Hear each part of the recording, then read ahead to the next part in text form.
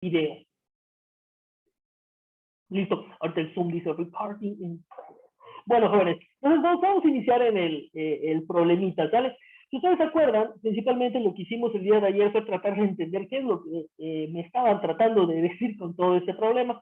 Y bueno, lo importante del problema, o un primer inicio de este tipo de problemas de optimización, es tratar de entender la situación que me piden y hacer un diagrama que me ayude. ¿Vale? Muchas veces, muchos problemas ya tienen los diagramas como incluidos, otros no. Perdón, en este caso no tiene el diagrama incluido, pero creo que pudiéramos nosotros, a través de todo lo que nos dicen, pues hacer un diagrama un poquito más exacto que el que yo dibujé aquí bien feíto, ¿no? Entonces, el primer diagrama que yo dibujé era simplemente como para entender, si ustedes recuerdan, lo que me estaban planteando, ¿vale? Sin embargo, un modelo mucho más refinado, geométrico, que me pudiera ayudar, en donde estoy considerando ciertas variables fijas, por ejemplo, que la refinería esté en la orilla, ¿no? Y ahí merito esté y que no esté metida un tanto en tierra, sino que esté en la mera orilla. Ese tipo de adecuaciones son las que me permiten como, de alguna manera, idealizar también algunas cosas o dejar fijas otras de manera que no se involucren en el problema y que tampoco me vaya a meter tanto ruido, ¿no? Porque de manera tengo que controlar cosas. Los físicos les encanta hacer este tipo de cosas y a los matemáticos también. Bueno, dicho todo esto, jóvenes, lo primero que voy a hacer es dibujar las dos, ¿cómo se llama? Las dos orillas. Vamos a dibujarlas. Aquí va a estar la primera orilla. La segunda orilla la voy a poner aquí. Ahí está. Voy a marcar en la orilla norte a la refinería. La voy a ubicar aquí. Y le voy a llamar R, nada más para hablar de la refinería. Voy a marcar aquí a 6 kilómetros. Vamos a poner acá, estaría el punto, creo que ayer era E, le voy a poner E simplemente para tener ahí cierta relación. Y abajo de este punto E, es decir, estarían los tanques, ¿no? Los tanques de almacenamiento. Lo importante entonces es que aquí nos estaría formando un triángulo de las siguientes características. Ahí está, y lo voy a unir aquí. Ese sería nuestro triángulo RET. Obviamente este triángulo lo puedo considerar rectángulo.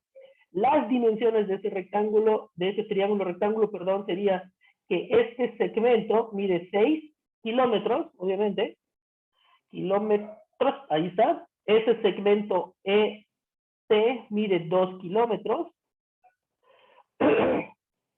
Y bueno, el segmento RT, pues ya sabíamos cuánto mide, y por el teorema de Pitágoras, al menos Fefebra nos dio una aproximación de 6.32, pero bueno, ustedes recuerdan, no nos va a servir realmente. Lo importante que nosotros habíamos deducido de la reflexión del día de ayer, de la relación que hicimos ahí en GeoGebra, es que el precio más económico lo voy a obtener, o el monto más barato de toda la construcción, lo voy a obtener en el momento en el cual yo ubique un punto entre el segmento, dentro del segmento RE. Y aquí voy a ubicar este punto. Lo voy a poner simplemente, porque necesito un dibujito, acá. Y lo voy a llamar a ese punto el punto P. ¿Sale? De manera que ahí la construcción que yo espero hacer sería ir de R a P en tierra y después de P a T en mar. Obviamente, pues no voy a hacer un trayecto así, ¿no? Así como curvo, porque no tendría sentido. De hecho, asumo que la menor distancia recorrida va a ser la recta que está uniendo esos dos puntos. Fíjense cómo tenemos que tomar en consideración ciertas, vaya, hay que hacer o tomar en cuenta ciertas cosas fijas, ¿saben? Y eso es muy importante al momento de modelar, chicos. O sea, no podemos tomar la realidad tal cual, tenemos que moldearla, tenemos que adecuarla a algo con lo cual podamos trabajar, y eso es esencial, ¿sale? Bueno, seguimos entonces. Entonces ya sabemos que el punto P es variable, ¿vale? Entonces vamos a anotar ese tipo de situaciones. Ubicar P sobre el segmento RE, ¿ok? Ahora, P es un punto variable.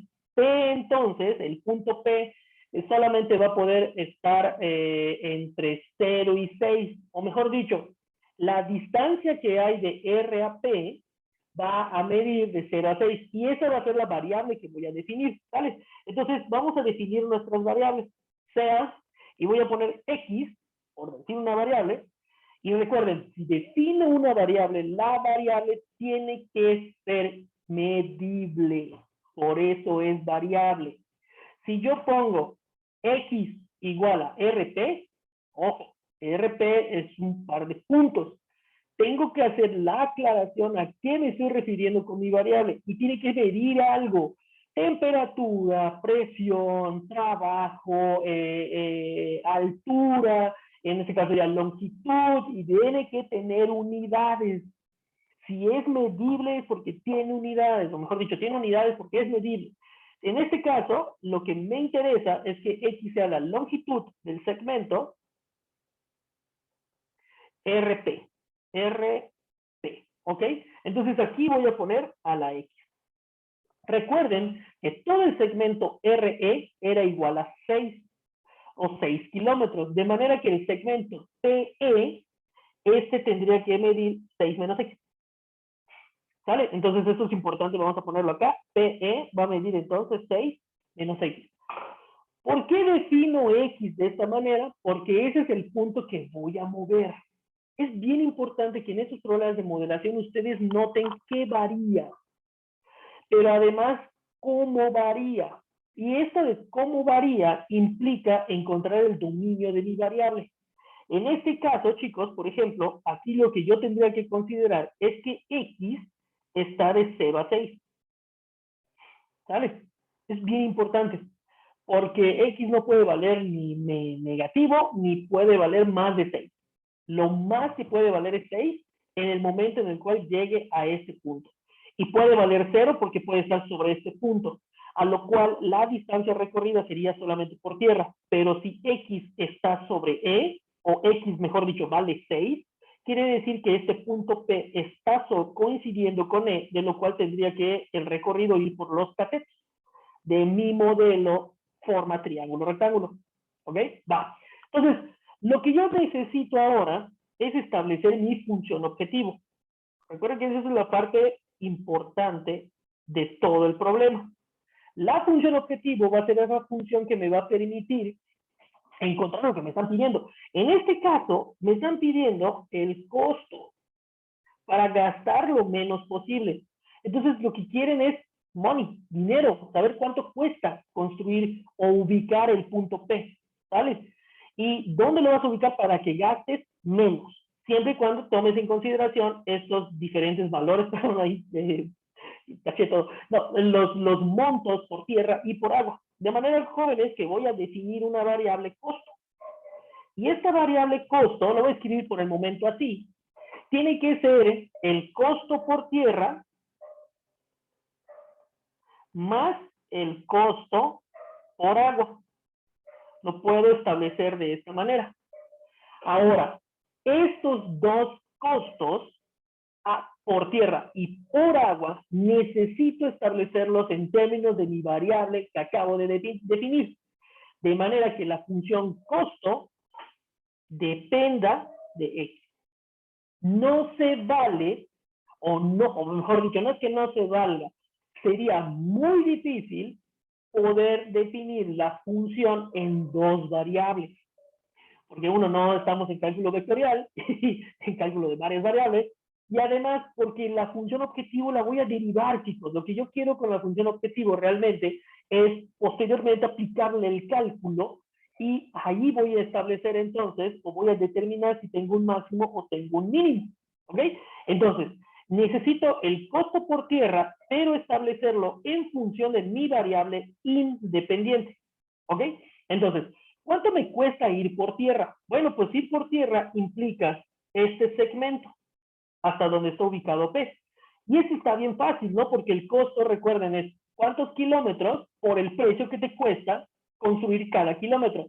O sea, si me cuesta 400,000 pesos construir 1 kilómetro en tierra, pues X kilómetros me va a costar 400,000 por X.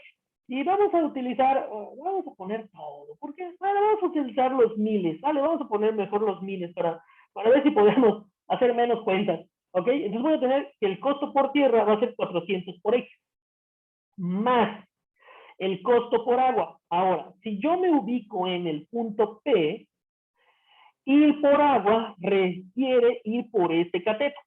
Mejor dicho, no es un cateto, por esta hipotenusa de este triángulo rectángulo. ¿Sí se dan cuenta de este triángulo rectángulo? Ahí está, acá lo voy a ver si lo puedo sombrear. Vamos a sombrearlo de verdecito.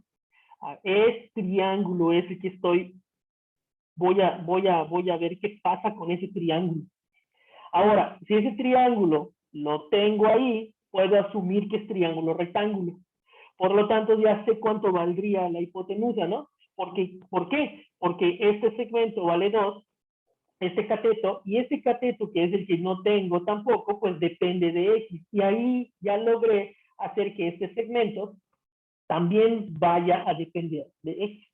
Por lo tanto, aplicando ahí Bill, teorema de Pitágoras, mucha fita, pues tendríamos que la hipotenusa es la suma, es la raíz cuadrada de la suma de los cuadrados de los catetos. Por lo tanto, voy a tener acá que esto vale 4 más 6 menos X al cuadrado.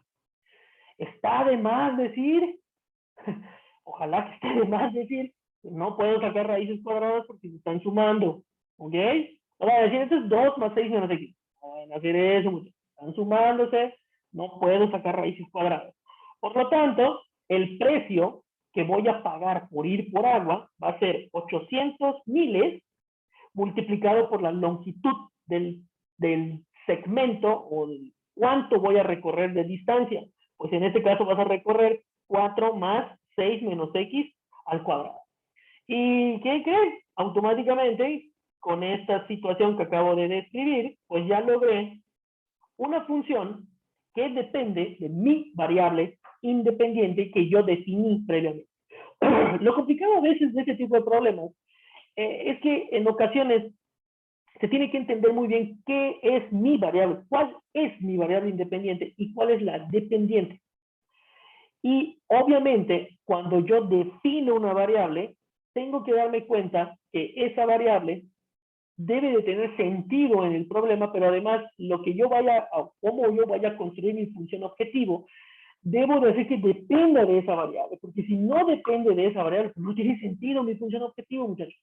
¿Sale? Entonces tengo que encontrar primero en el problema qué varía, después cómo varía en términos de un dominio, y después cómo eso que está variando, es decir, esa longitud del segmento RP, puede ayudarme a construir una función que dependa de esa variable. Y la función, esa función va a ser la función objetivo. En este caso, el objetivo que yo tengo es reducir costos. Fíjense cómo ahí puedo definir el costo. Y bueno, el costo tiene que ver con dinero. De manera que las variables de este problema, o sea, este costo, ¿qué creen? Pues esto del final del día es dinero, porque 400 por X es dinero. O sea, va a ser 400,000 por el número de kilómetros, 400,000 por kilómetro, por el número de kilómetros. Fíjense, eso es bien importante. Eso es 400,000 dinero entre kilómetro, o sea, por kilómetro. Y lo estás multiplicando por X kilómetros.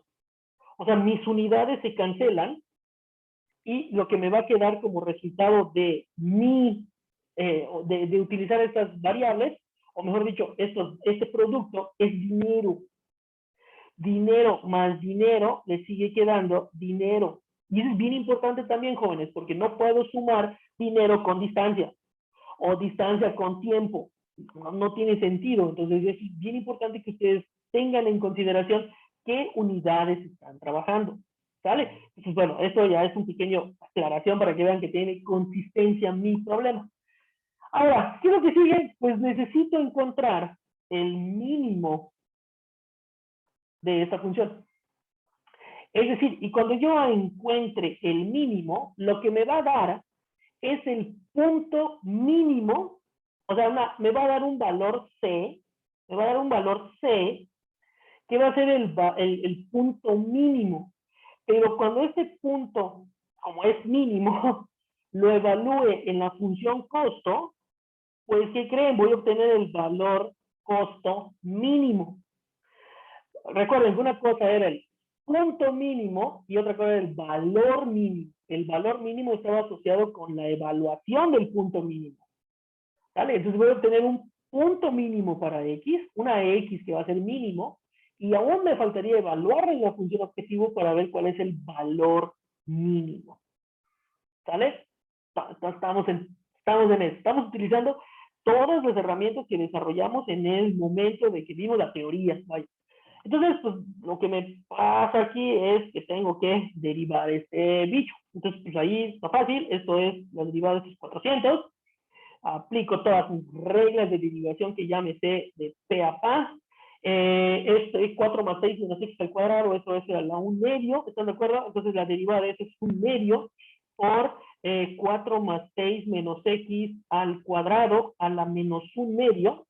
Regla de la cadena, jóvenes, regla de la cadena, por la derivada de u. Y la derivada de lo de adentro va a ser, la derivada del 4 es 0, y la derivada de 6 menos x, pues va a ser otra vez regla de la cadena, 2 por 6 menos x a la menos 1, 6 menos x, 2 menos 1, 1, por la derivada de lo de adentro va a ser menos 1.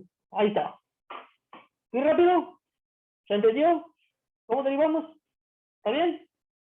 ¿Alguna duda con la derivada? Fueron tres reglas de la cadena, ¿no? Sí, fueron dos reglas de la cadena, realmente. O sea, la derivada de u la tuve que derivar como regla de la cadena de nuevo. ¿Sale? Entonces, ahí para que nada más estén tomando nota de ese tipo de situaciones. Ahora, podríamos también usar un paquetería. Ahorita vamos a ver si, ahorita lo comprobamos a ver si no hice algo extraño. Vamos entonces a tener entonces acá 400 más, a ver, ¿qué podemos cancelar? Vamos a empezar a cancelar, chicos.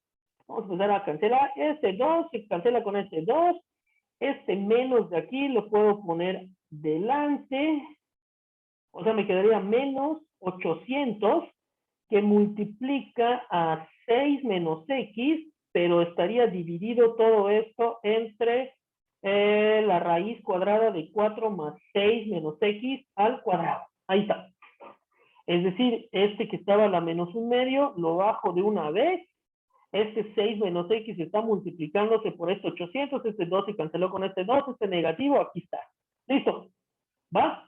Entonces, recuerden que para hallar el punto crítico, lo que necesito es igualar a 0. Tengo que hallar, según el teorema de Fermat, ¿vale? Entonces, vamos a igualar a 0 y me conviene en este momento, pues, sumar estas dos fracciones. Me conviene para no, para poder despejar rápidamente todo, ¿sale? Entonces, ahí está. Y tendría esto entre 1 por 400, tendría 400 que multiplica toda esa raíz toda fea, 6 menos x al cuadrado, menos 800 por 6 menos x. Ahí está. Ya está. Entonces, más o menos quedaría así esa derivada, yo creo, sí, simplificada. Ahora, hallando punto crítico, y esto implicaría que c' de x es igual a 0.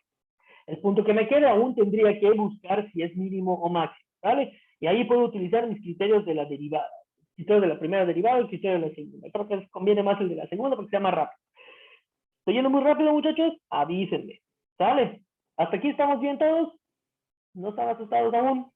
No, sí va muy rápido. Perfecto, perfecto. Está bien, está bien. Eso me agrada, me agrada.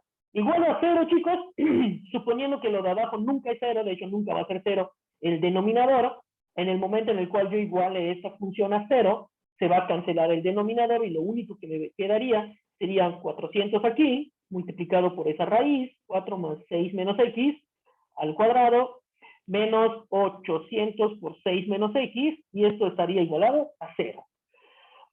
Tengo que resolver esa ecuación para x. ¿Cómo le hago? Me conviene pasar el negativo de este lado y elevar al cuadrado. Bueno, primero simplificar, elevo al cuadrado para quitar esa raíz y después probablemente me va a quedar una ecuación de segundo grado. Probablemente. Entonces, pues, avanzamos. Entonces, ustedes ayúdenme. Ahí va. Lo voy a hacer para que ustedes ya tengan ahí. Seguramente ustedes hagan las cuentas también. Paso al otro lado. Elevo al cuadrado. Esto es esto. Bueno, vamos a simplificar primero. Fíjense, este 400 y este 800 lo puedo simplificar. Y aquí me va a quedar, perdón, raíz cuadrada de 4 más 6 menos x al cuadrado igual a 2 por 6 menos x. 800 entre 400 es 2. Elevo al cuadrado ahora sí. Aquí me queda 4 más 6 menos x al cuadrado igual a 4 por 6 menos x al cuadrado. Ahí está. Está fácil, ¿no? Porque esto me va a quedar 4 más 6 menos x al cuadrado menos 4 por 6 menos x al cuadrado igual a 0. Fíjense, tengo 6 menos x al cuadrado menos 4 veces 6 menos x. Eso, si ustedes se fijan, esto es 4 menos 3 veces 6 menos x al cuadrado igual a 0. Bueno, elevo el cuadrado y me va a quedar una de segundo grado. Entonces voy a tener 4 menos 3 es 36 menos 12x más x al cuadrado igual a 0. Ahí está. Mi boleto. Entonces me quedaría 4 menos 36 por 3 va a ser 6 por 3, 12. 112. A ver, déjenme calcularlo. Voy a hacer de malas. 3 por 36. 108, perdón. Es 18, perdón. Este es 108. Menos por menos es más. 3 por 12, 12, 24, 36. 36x menos 3x al cuadrado igual a 3. ¿Hasta ahí voy bien, chicos? Ustedes me dicen, no voy a ser de malas. Profe, no me perdí. Estaba 4 más 6 ¿Acá? menos x. Ajá. Aquí. Mira, lo que hice, este lo pasé acá y queda negativo. Sí. ¿Bien?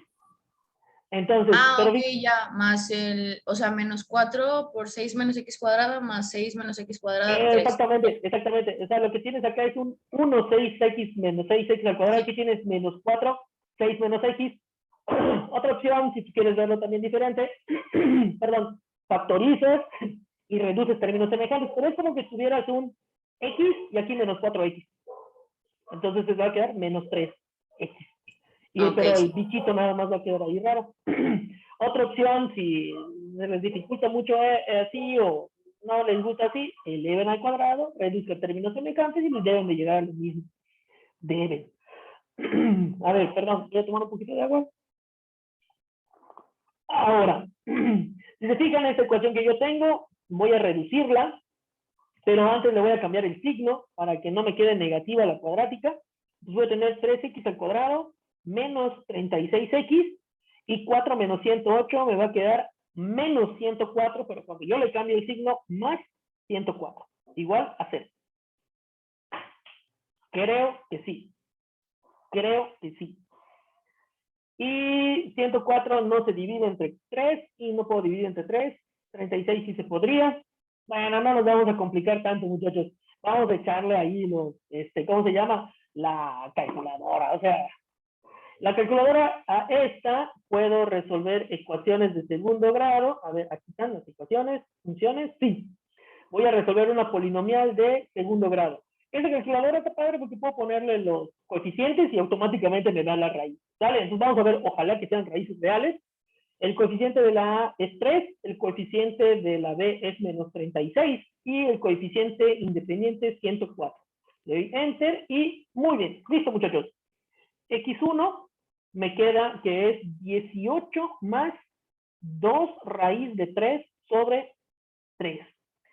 Y esto es, híjole, no sé cuánto es, perdón. A ver, me equivoqué. 3, 18.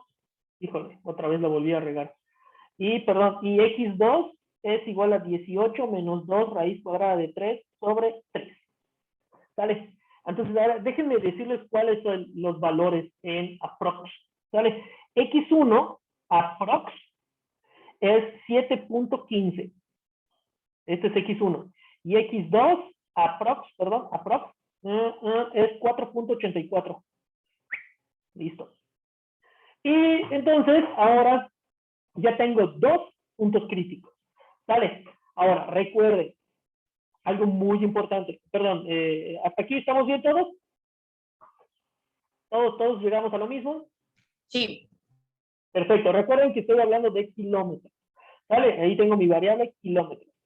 Algo muy importante, muchachos. Mi función costo es una función a la cual le metí una variable. ¿Sale? O sea, tiene una variable ahí que es la X. Pero recuerden el dominio de la X, chicos. Eso es bien importante porque a veces nos hace trabajar menos el dominio. El dominio va de 0 a 6 de esta función. Es decir, esta función, por muy rara que sea, solamente está contemplada en un pedacito. De hecho, si ustedes recuerdan la construcción en GeoGebra, no me quedaba una función así como totalmente grandota, me quedaba un pedacito y parecía como una maquita. De hecho, parecía como una parábola, pero no es parábola porque tiene una raíz cuadrada. O sea, tiene una forma como medio parabólica, pero no es una parábola, ¿sale? O sea, tiene una forma como medio gordita, así. El punto, entonces, es que fíjense que a partir de este tipo de reflexiones, yo puedo automáticamente desechar este punto crítico, porque es 7 y mi variable solamente está de 0 a 6. Entonces, este no tiene sentido. No tiene sentido en mi problema. ¿Ok? Por lo tanto, el único punto crítico que yo voy a poder, con el cual voy a poder trabajar, tendría que ser este señor, que es aproximadamente 4.84. Y si ustedes recuerdan la construcción, queda más o menos por allá. Es aprox 4.84. ¿Vale? Entonces, ¿cómo puedo determinar si es máximo o mínimo? Ahí vienen, chicos, los criterios. Puedo utilizar el criterio de la primera derivada, pero el criterio de la primera derivada a veces es un poco gorrosito, que tendría que ser una tabla, definir variables desde menos infinito hasta 4.84, desde 4.84 hasta más infinito, analizar el signo de la derivada antes, analizar el signo de la derivada después y ver si los dos, si pasa de positivo a negativo, tengo un máximo, pero si pasaba de negativo a positivo, tengo un mínimo. Criterio de la primera derivada. Pero el criterio de la segunda derivada, lo que decía es que si ya tenías un punto crítico, es decir, que se anulaba con ese punto la derivada, como nosotros ya lo tenemos, si la segunda derivada es positiva, tenías un mínimo. Y si la segunda derivada era negativa, tenías un máximo. Recuerden los criterios de la primera y segunda derivada. En este caso, me voy a aventar el criterio de la segunda derivada. Pero vamos a hacer algo, chicos. Vamos a derivarlo utilizando un programa, ¿sale? O sea, vamos a evitar la fatiga, si les parece. Entonces, ya con esa información de mi punto crítico, creo que es más suficiente la talacita que ya hicimos para que ustedes se den cuenta de lo sabrosón que es. Pero yo creo que vamos a mejor a utilizar un programa, ¿sale? Entonces, déjenme salirme, ya me salí de compartirles mi pantalla. Déjenme compartirles algo. Yo utilizo el Wolfram Alpha, está en internet. Es gratuito, lo pueden pagar también, nunca lo he pagado, pero está bien bueno. Y aquí voy a derivar la función, ¿sale? Voy a buscar primero la primera derivada para ver si derive bien, ¿sale? Entonces vamos a buscar derivate. Aquí creo que es en inglés, entonces no sé si entiende en español, nunca lo he puesto así, pero ustedes puedes ponerle derivar, y voy a escribir la expresión matemática, ¿sale? Entonces voy a derivar la expresión 400x más 800 por la raíz cuadrada de 4 más este bichito de 6 menos x al cuadrado. Ahí está. Esa era la función objetivo que definí. Vamos a ver si nos salió bien la derivada. Le ponemos igual y obtenemos 400 menos 800 por 6 menos x dividido entre ese bichito. Recuerden que nosotros lo sumamos y nos quedó exactamente lo mismo. Entonces estamos bien. De hecho, esta cosa nos da las raíces, nos da otras formas en las cuales se puede, creo que hasta le integra, le calculan límites, no sé por qué, pero le calculan límites, o sea, hace un montón de cosas. Obviamente, nosotros lo que nos interesa son las raíces de esta expresión. También le podemos pedir que nos encuentre las raíces de esta expresión, mejor dicho, de la derivada. Vamos a ponerle roots of deriv. Vamos a ver si lo entiende el Wolfram. No sé si puedo poner punto crítico. No lo entendió. Es que puse más deriv of deriva. Vamos a ver. No sé cómo poner punto crítico, no sé cómo le llaman en inglés al punto crítico. Híjole, no, me está poniendo otras cosas, no entiende esto. A ver, ya sé, deriv, esta cosa, ya lo hizo. Vamos a ponerle de 10. Me acuerdo que podías, que en algún momento sacaba los puntos críticos. A ver, vamos a ver si puedo copiar. Ah, creo que no voy a poder copiarlo. No importa, muchachos, vamos a hacer algo. Roots, o sea, raíces de 400 menos, y vamos a escribir la expresión, ¿sale? A ver, tengan un poquito de paciencia acá. 800 por 6 menos x, y para ver si nos quedaron bien nuestros puntos críticos, ¿sale? Y aquí voy a poner la raíz cuadrada de 4 más, este lo voy a elevar al cuadrado, 6 menos x, ahí está. Ups, se me puso otro, perdón, hice algo extraño. A ver, 6 menos x. Ah, mire, ya me pone de una vez el, o también puede, también en lugar de poner roots, también pueden poner lo siguiente. De hecho, creo que sería más sencillo. Solve para esto, o sea, vamos a poner resuelve esta expresión igualada a 0. Así les va automáticamente a darles las raíces también. Resultado 6 menos, ¿por qué me pone una raíz nomás? ¿Algo hice mal? A ver. Ah, no, sí está bien, ¿no? Sí está bien lo que puse. Me pone nada más una, no sé por qué. Me pone la negativa, de hecho. Y a mí me quedó las dos positivas. Probablemente, chicos, lo que estaría sucediendo aquí con esta función, sobre todo con la derivada, es que cuando nosotros elevamos al cuadrado, también estamos eliminando este de aquí abajito, ¿sabes? Entonces, cuando eliminamos el de aquí abajito, probablemente ahí estaría como realizando algo extraño yo de mi parte, pero también cuando elevamos al cuadrado puede ser que él no está considerando la raíz negativa cuando eleva al cuadrado, puede ser ese tipo de situaciones, sin embargo nos está saliendo la raíz que nos interesa. de hecho nos está saliendo esta raíz, que si ustedes se recuerdan, la raíz que nos quedó era 18 menos 2 raíz de 3 sobre 3. Si ustedes simplifican esa cosa, 18 entre 3 es 6, aquí está el 6, y 2 raíz de 3 entre 3 simplifica, pero bueno, nosotros lo podemos dejar ya racionalizado. Entonces por eso queda arriba la raíz cuadrada, pero ellos lo mantienen abajo. Va a quedar exactamente lo mismo, muchachos. Lo importante es que nos quedó la raíz. ¿Sale? Y entonces lo que tendríamos que hacer ahora es comprobar esa raíz en la segunda derivada. Entonces eso es bien fácil porque, a ver, déjenme ver si podemos pedirle acá de una vez al Wolfram la segunda derivada de la expresión que teníamos y vamos a ver cuánto nos queda.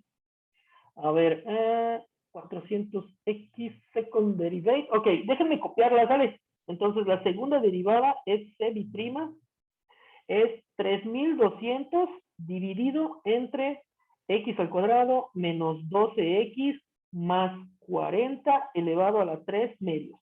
Esa me quedó la segunda derivada según Wolfram.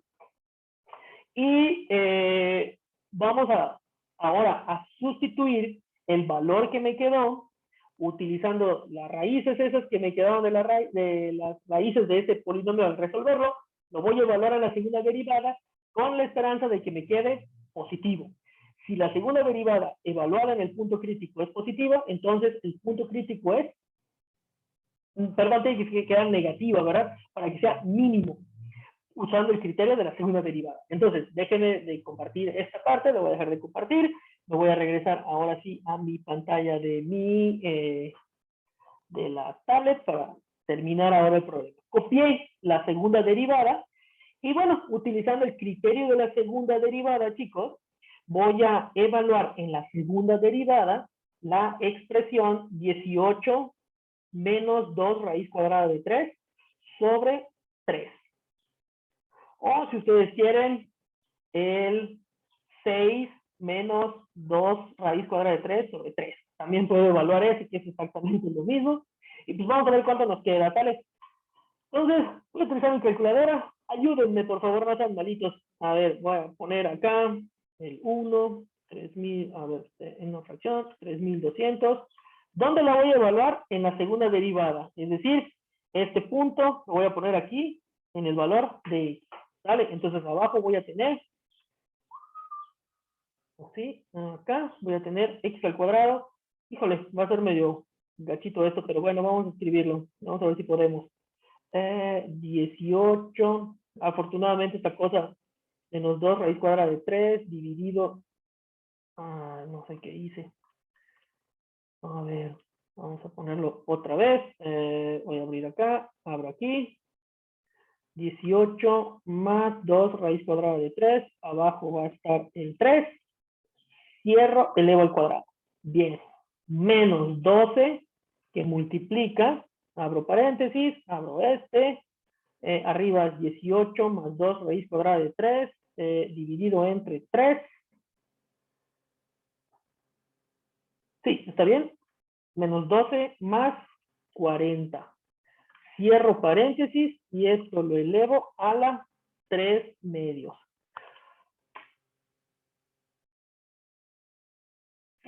No sé cuánto quedó, no sé cuánto es, no importa lo que sea, pero esta cosa quedó positiva.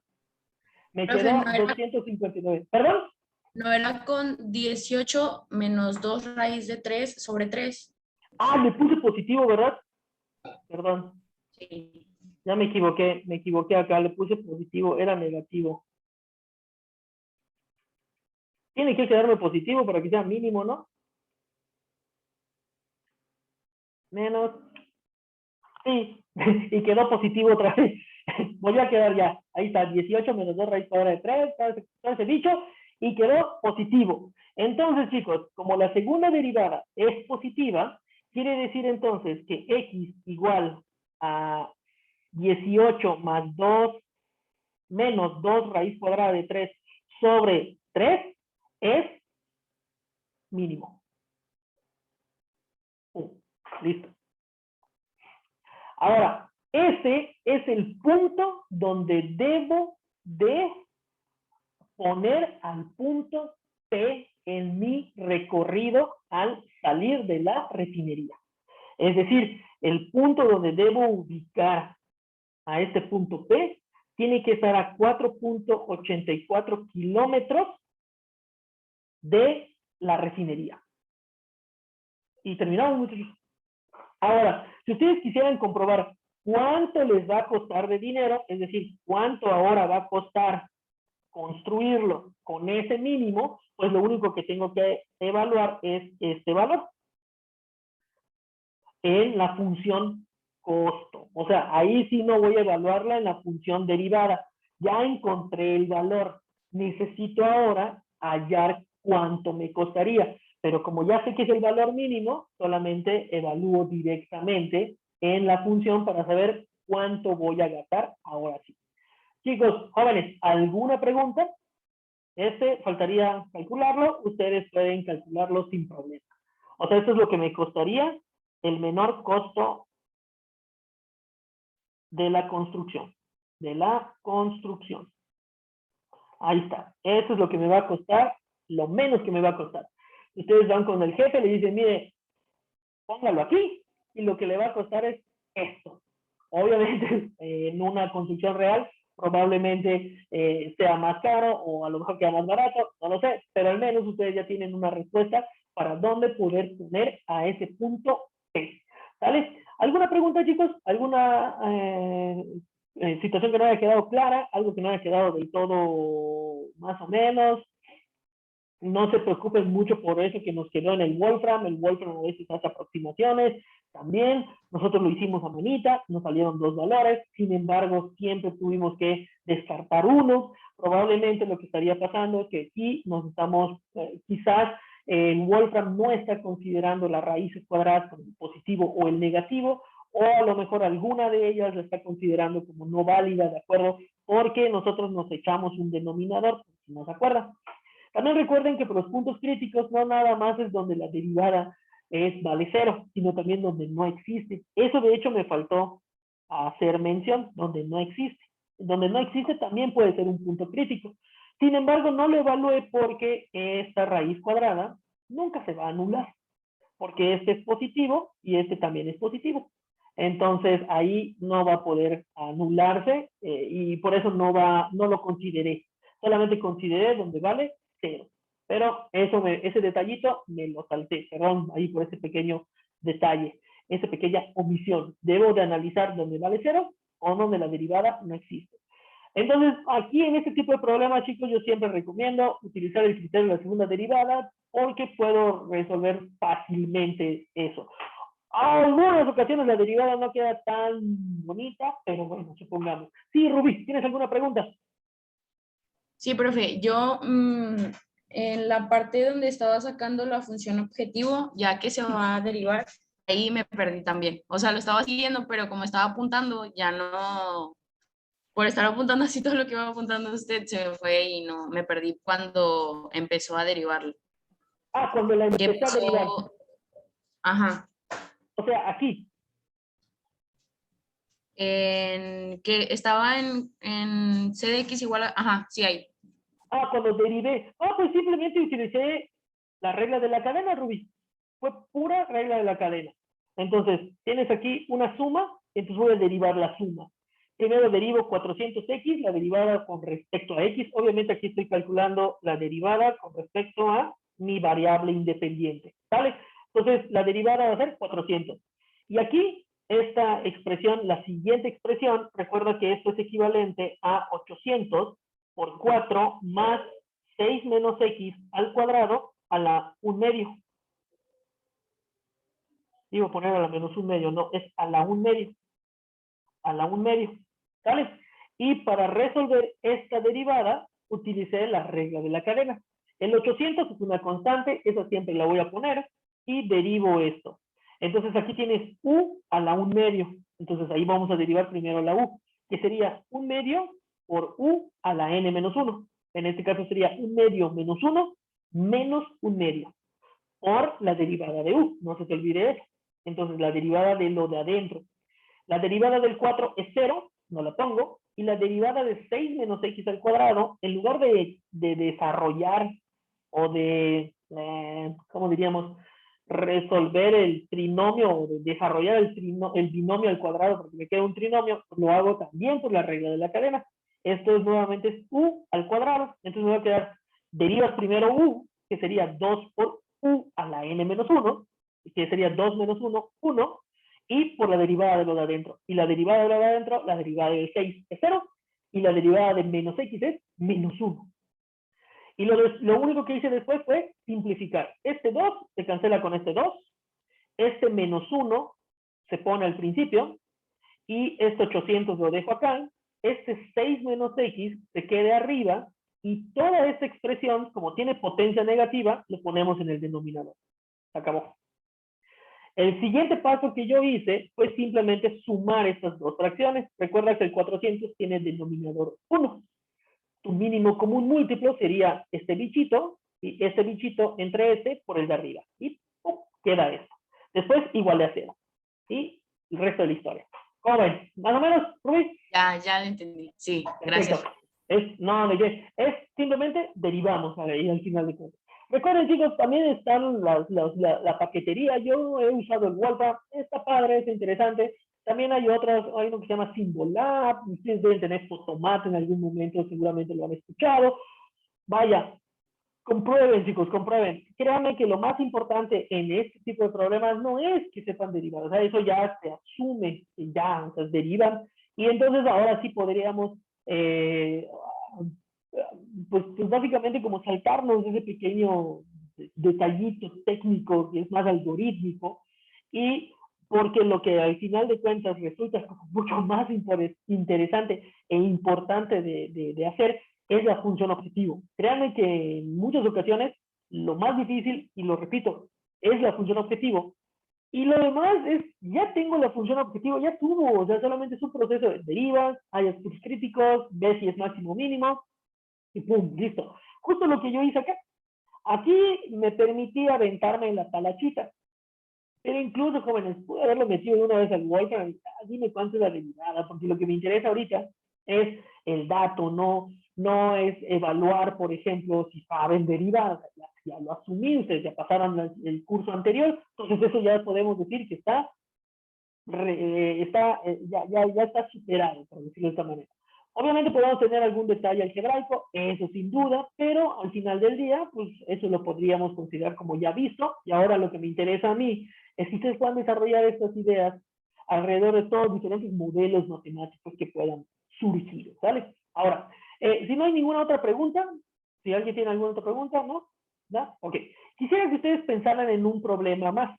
Este problemita es un problema muy bonito que tiene que ver con una ley, con algo muy de física, que es la famosa ley de Snell.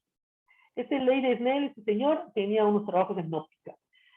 Básicamente la ley de Snell lo que dice y acuña uno de los resultados más importantes de Fermat, es el principio de Fermat, es este que está acá, en donde el principio de Fermat es el de la mínima distancia, se llama así, perdón, del mínimo tiempo, del mínimo tiempo.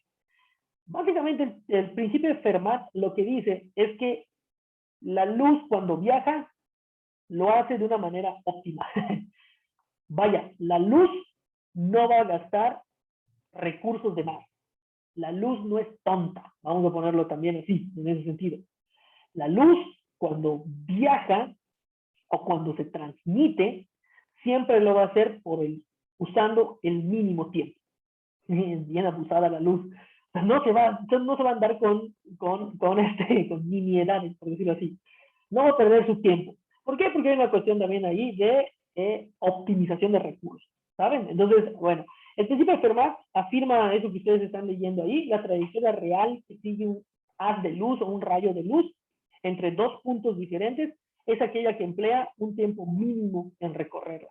Por ejemplo, si yo aquí tengo ¿cómo se llama? Un láser y lanzo la luz del láser a través de agua, ustedes saben que cuando el agua, cuando nos metemos al agua, podemos incluso vernos como diferentes si nos podemos ver en el agua. Esto sucede, o por ejemplo, a veces hay fenómenos, por ejemplo, que entras al agua y tu mano se ve como doblada, ¿no? O sea, se dobló tu mano. No, y sacas la mano y no pasó nada realmente. ¿Qué pasó? Lo que sí pasó es que está funcionando la ley de Snell. O sea, realmente la ley de Snell es lo que está provocando ese tipo de desviaciones. Básicamente, chicos, lo que sucedió es que la luz atravesó el agua y la luz cuando atraviesa un medio se desvía un cierto ángulo. Y bueno, los físicos han estudiado un montón este tipo de situaciones y este señor Snell descubrió una ley, por eso la ley de Snell, donde esto es lo que va a suceder. Esa expresión que ustedes ven allá va a cumplirse con la ley de Snell, pero la ley de Snell emplea realmente el principio del mínimo tiempo. Básicamente lo que trato de decir con este problema, que espero que ustedes lo intenten resolver, que dice lo siguiente: sea B1 la velocidad de la luz en el aire y B2 la velocidad de la luz en el agua. Eso también es algo ya dado, es un dato. B1 y B2 son constantes. No nos vamos a preocupar ahorita cuánto vale B1 y cuánto vale B2, sino se van a asumir como constantes. De acuerdo con el principio de Fermat, y ese es el principio de Fermat, el mínimo tiempo, un rayo de luz viajará desde un punto A, aquí está el punto A, desde un punto A en el aire a un punto B en el agua por una trayectoria ACB, es decir, hace esto y se desvía. O sea, se quiebra un poco la luz. ¿Qué minimiza el tiempo de recorrido? Eso es bien importante. Minimiza el tiempo de recorrido. Este problema lo que pide es demostrar que se cumple esa relación entre las funciones seno de los ángulos θ1, aquí está θ1 y aquí está el ángulo θ2. Igual a la razón entre las velocidades. Y cada uno de esos ángulos se llaman ángulos de incidencia. Este problema es bien interesante porque, si ustedes se fijan, parece un chorro a este que ya resolvimos. El único detalle es que el haz de luz, o si ustedes lo quisieran ver así, la refinería no estaría sobre la orilla, ¿cierto? La refinería estaría por acá. Pero fíjense que es la misma idea. ¿Se dan cuenta cómo entonces podemos generalizar ciertas cosas? De hecho, chicos, este problema no es un problema que surge y después surge la ley de Snell, no. Más bien este problema toma la idea de ley de Snell y se hace un problema con él. Pero realmente la ley de Snell es la que rifa en esto. Es muy interesante, jóvenes, cómo ese fenómeno de luz nos permite ahora entender por qué cuando me meto al agua o meto un objeto al agua, este objeto se dobla o aparenta que se dobla, o incluso hay algunos experimentos en internet bien interesantes donde meten un recipiente con agua dentro de otro y el recipiente que metiste desapareció. Entonces, no es que desaparezca, lo que pasa es que la luz cuando refleja se cumple la ley de Snell y entonces desvía el rayo de luz y eso hace que las cosas se vean de un tanto raras o diferentes al momento de que algo se sumerge en el agua o se sumerge en un medio acuoso. De hecho, chicos, el problema del arco iris o que se forme un arco iris tiene que ver con la ley de Snell. O sea, el hecho de que se forme un arco iris en nuestro manto estelar, o sea, o en nuestra bóveda celeste, tiene que ver con la ley de Snell que desvía la luz, la lluvia. Entonces se forma ese fenómeno. Bueno, chicos, quisiera que ustedes intentaran resolver este problemita. Y como les digo, ese queda ya como de tarea para que ustedes, no lo van a entregar, queda ahí para que ustedes tengan. Y ya por último, lo que me gustaría comentar, jóvenes, es lo relativo a la tarea que quedaría para la siguiente semana.